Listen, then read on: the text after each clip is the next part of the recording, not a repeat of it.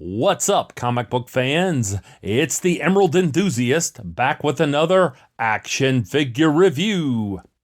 This time I'll be looking at the Spin Master 12-inch Batman 85th anniversary figure of the Joker from The Dark Knight. Let's have a look at the packaging. On the front it says the Joker. There's not much on the top. There's some product information on the bottom. There's the Batman symbol here on the side, and on the opposite side we get this shot of Heath Ledger's iconic version of the Joker from 2008's The Dark Knight movie. On the back we get a product shot and more product information. There's also a 12-inch version of Christian Bale's Batman in this line. In the upper left-hand corner, we get the Batman 85th Anniversary logo, and this is open window packaging. And now let's bust open this package and see what's inside. Here is the figure free of the box, but still attached to the inner cardboard. And here we see Heath Ledger as the Joker, free of the package and ready to cause chaos. Although there are ways that this figure could have been easily improved, for the price point, this is still an excellent pickup for Batman fans. So let's have a closer look at the loose details now. Let's have a look at the lower body. And there is some outstanding texturing on the suit. There's also some intricate sculpting here on the shoes, including laces. So that is impressive. Here's a closer look at the pants. As you can see, the jacket is not comprised of the most flexible material, but nonetheless, I appreciate the color differentiation on the lining. The jacket does not lift off of the torso. There's only movement around the legs, and I really wish that there would have been slits cut in the sides of the jacket because it really would have helped the articulation.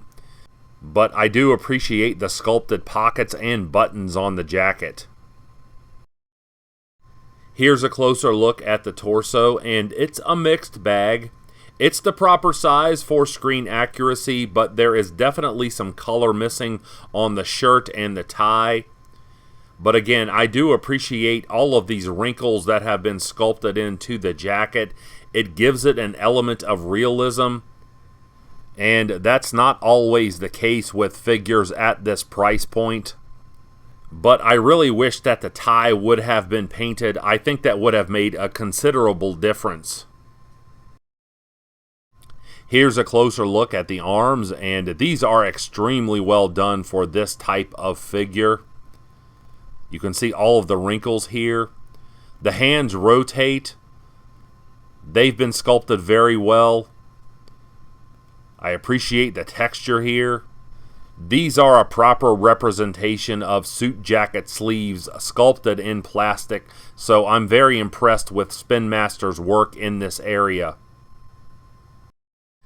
I think it's unlikely that anyone who is watching this video would be unfamiliar with the events of the movie. There were some very violent moments, and I'm going to talk about some of those now. So here's a trigger warning. 3, 2, 1. The first thing that I noticed about this head sculpt is the detail around the mouth. This is certainly not a perfunctory effort.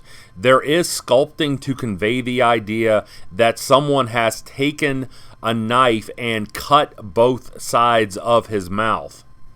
To keep his origins mysterious, at one point in the movie, Joker claimed that he had disfigured himself. At another point in the movie, he claimed that it was his father who had mutilated him when he was a boy. Regardless, we get this scarred, grimy look for the Joker, and Spin Master also did an excellent job with the hair. There's a couple of different shades of green here, so it does look realistic. And although the likeness isn't perfect, I can definitely see the features of Heath Ledger in this head sculpt. My biggest disappointment with this figure is that there's not some type of accessory to put into the Joker's hand.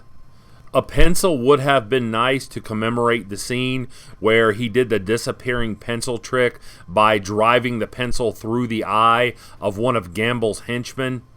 A knife would have made the most sense, or even a Joker playing card would have been acceptable. In terms of height, this figure is not a true 12 inches.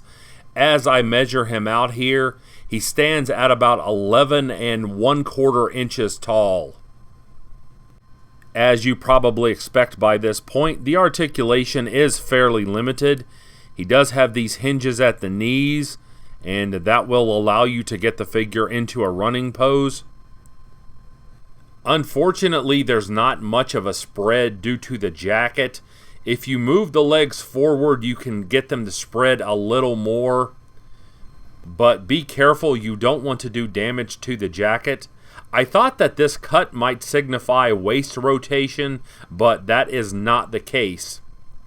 There is rotation at the wrists. The elbows articulate to this degree. They also swivel from side to side, and that will give you posing options. The arms do a 360 at the shoulder joints. You can raise them up from the sides this much, and you can rotate them in the sockets, and this will allow you to get the figure into this type of pose. In terms of the head sculpt, the figure looks easily from side to side. There's not much movement upward, but he can look down fairly well, and there is a minor amount of head tilting.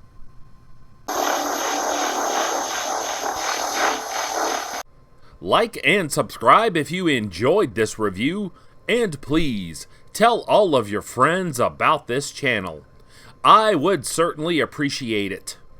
And I'll be back with more action figure content soon.